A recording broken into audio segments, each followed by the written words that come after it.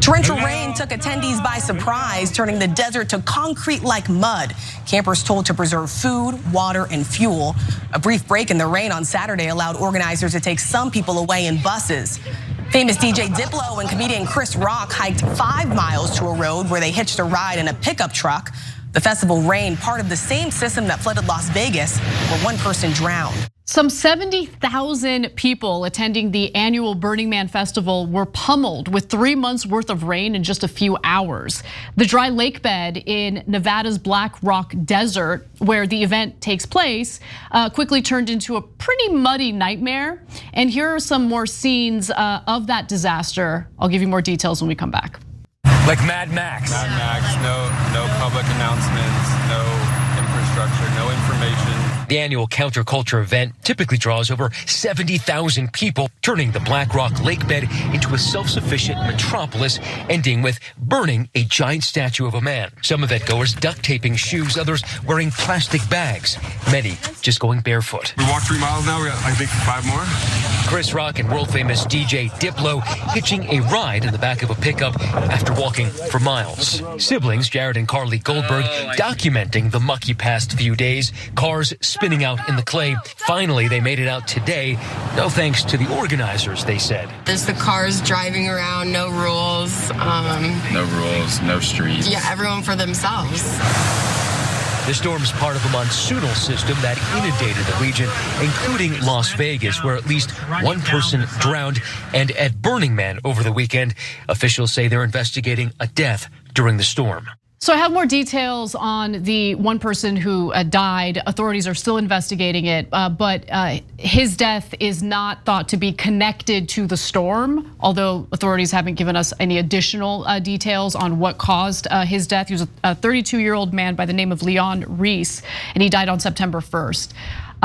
Really, really sad story, but there are music festivals where sometimes these incidents happen. I'm not saying, because we don't know for sure, that his death was tied to a drug overdose or anything like that, but it is not uncommon to hear about drug overdoses at like festivals, music festivals and things like that.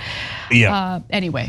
So, okay, first of all, biggest winner out of this is DJ Diplo. Who I certainly hadn't heard of, and most of America hadn't heard of. God, but in every single story, they're like world famous DJ Diplo, and I'm like, really? Okay, by the way, believe me, Diplo does not need the media attention to hype him up. He's plenty famous on his own. Okay, apparently so. You're just a dork. A, that's entirely possible, okay? And second of all, though, who is this Diplo gentleman that we're hearing about? He's in every news report I hear. 100%, but then I will flip it around and say the reporters are just as dorky as I am, because they're like, apparently famous DJ Diplo, right? Totally. But at least he was with Chris Rock. Okay. Totally, yeah. So anyways, but his name being in the press 2,000 times over, it's gotta be helpful to him. Not so helpful to the people who got stuck behind. Look, Bangley made a powerful case in favor of Burning Man in one of our members only episodes, which you should check out. And then he went to Burning Man. I haven't heard from him since.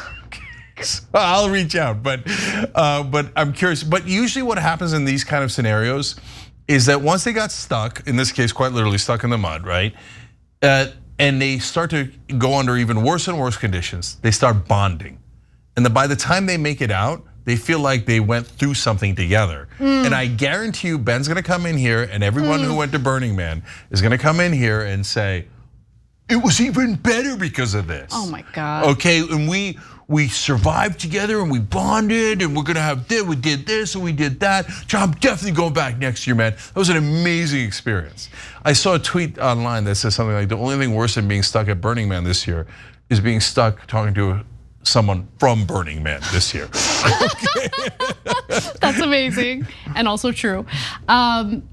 Listen, I enjoy comfort. I like comfort. I don't like discomfort. It's scandalous, okay, controversy. But hold on. Even before news of the epic storm broke, the idea of going to a desert and just doing drugs with a bunch of randos, 70,000 other random people, sounds like discomfort of epic proportions. I'm split. Okay, I would rather be stuck in a room with Gavin Newsom for an hour. Okay, like there's no way. And look, I'm a fan of music festivals. I like music festivals. Not me. I like tacos, right? But I'm not, Burning Man, not for me, it's for other people. Other people who apparently like to be monsooned on. Yeah, so music festivals are like corn tortillas to me. There's superfluous, not necessary. You've got perfectly good flour tortillas. Corn tortillas are delicious. Okay, which is you sit at home and you listen to their music without getting super uncomfortable and dirty. Okay, now having said that, I don't like music festivals. I hate being in the dust. I'm in the Anna camp of, I like comfort, okay, and way more than I like discomfort.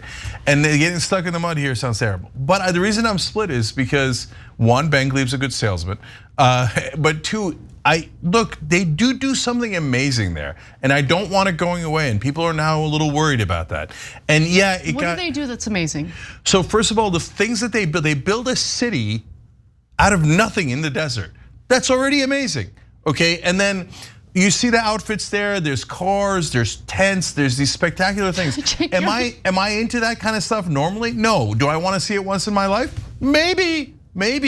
I mean, they're doing super interesting stuff there, right? I never thought in a million years I would hear Cenk Uygur talk about the amazing element of cool outfits and what art structures and installations. Yeah. Okay, all right, not buying it at all from him at all. So look, it's a different experience.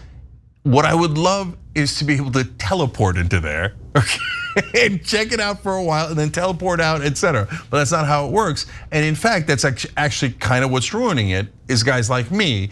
So, but at a much richer level. So the Bezos and the Elon Musk are now going. The whole point of Burning Man is supposed to be anti-capitalist. That's another reason why it's interesting, right? But on the other hand, then you have to barter everything, and I'm exhausted thinking about it. The event has a CEO, which any good anti-capitalist system would include. I mean, there's so many ironies, etc. Like at the end, they burn the man, right? It's supposed to be very anti-establishment, very anti-capitalist, so that sounds good. But now Bezos and Musk are going, and it's called Black Rock City because they're building it in the Black Rock part of the desert, right?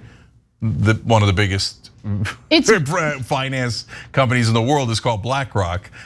So there's a lot of funny coincidental ironies and then some intended ironies.